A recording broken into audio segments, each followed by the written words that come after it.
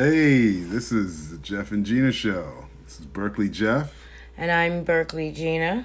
and we are discussing the backlash on Chris Rock's Netflix special, Selective Outrage. And Gena, what part did you like the best during Rock's comeback after the 11 months of supposed to be comedy? However, it had some tragic moments. Well, I like two parts of it. The review of Meghan Markle not getting along with her in-laws and calling them racist because they think she has no class. Then I like the end when he explained to everyone that black people who were raised with both parents in the home teach their children not to fight in front of white people.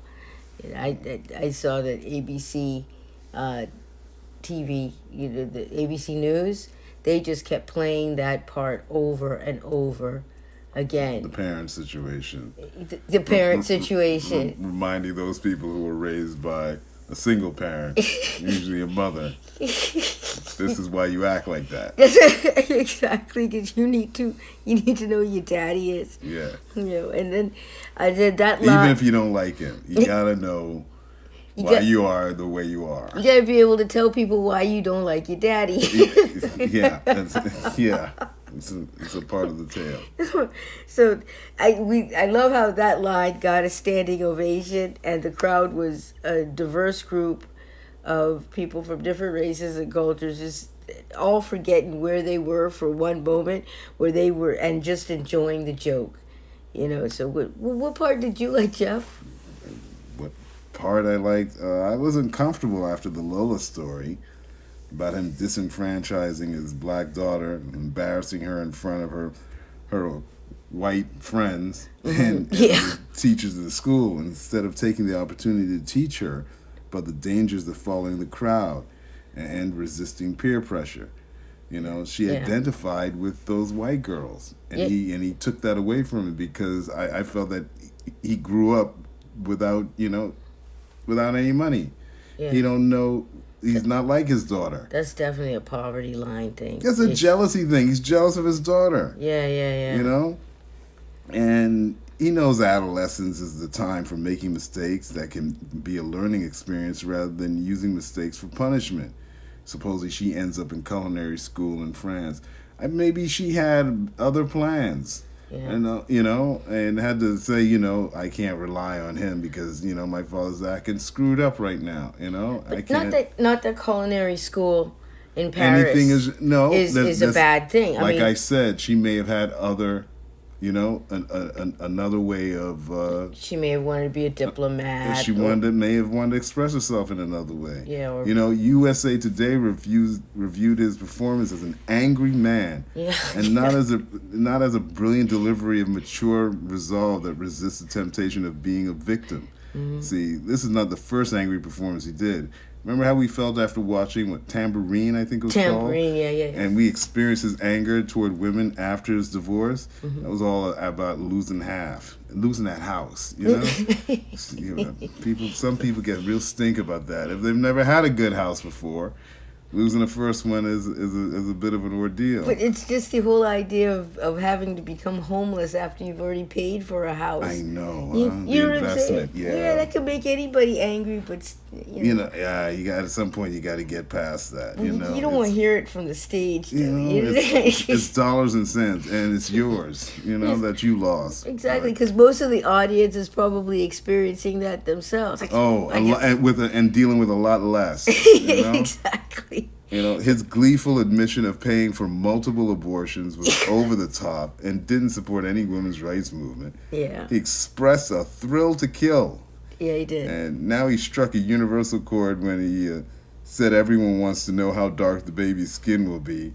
And whenever they see a mixed race couple get married, everyone's looking over. Yeah. Which color is he, Yeah. And so he's right. That's not racist. Yeah. But the one thing is that he didn't ask the audience the question that we all wanted to know, which is, why did Oprah disappear after airing such a controversial interview with Harry and Meghan? she had to go and hide because she knows she heard that talk around her house when she was a child. I believe she was ashamed to hear it from the royals that she admired. There you well, you see. Yeah, the Queen even said she didn't know anyone named Oprah. And that said volumes. When people see the two of them together, all they see is the remake of Whitney and Bobby. Remember when they had the reality TV show, and everyone looked at the first episode and said, "Oh my gosh, it's a train wreck. It's a train wreck about to happen." You see how bad that turned out, right? And I think in this particular case, Whitney is Harry. Yeah. And Bobby is Meghan. I think that's the. See, Hollywood's not an easy journey. Got to be strong and thick-skinned. It's got to be hard when your father evicts you from your cottage, gifted to you by your grandmother, the Queen, to move his disgraced brother into it to make room for a grander cause like moving the homeless into the Royal Lodge. You have to admit, I like the honesty of Harry's book, Spare. I think he's warning the globe what kind of queen Camilla will be. We just have to be prepared that she will be trusted with a lot of power, and that's got the fringe royals nervous, I guess giving that kind of power to, someone who's so demanding. So, she may demand a change in the line of succession, which, as a legitimate queen, and with that could cut out William and Harry's line if she gets her way, because she has children of her own with King Charles III. Who are older, exactly. And he may give them the titles and, that everybody thinks that belongs to William and Kate right now. So, everybody has to keep a lookout for that to happen. But no one seems to be looking at this as a problem right now, I guess, until they're faced with it. That's about right. It's a constitutional issue. It happens. So Chris Rock brought attention to a few uncomfortable topics in an angry way, especially how Will Smith assaulted him for making sport of his wife's behavior. He said she started it, and I finished it. That's a quote from Rock. Not to forget, he went to her territory, where she is from, in Baltimore, Maryland, to get approval and embarrass her and for his opinion of how she carried herself. If she's that unhappy, she should just get a divorce, because this won't end well. Yeah, the success, and you and I both have experienced this, the success of a strong relationship is compatibility. I think Chris showed that that couples have a lot to learn about how they treat each other in public. I mean, both couples, And it is disturbing that they have to learn this from a divorced, angry comedian.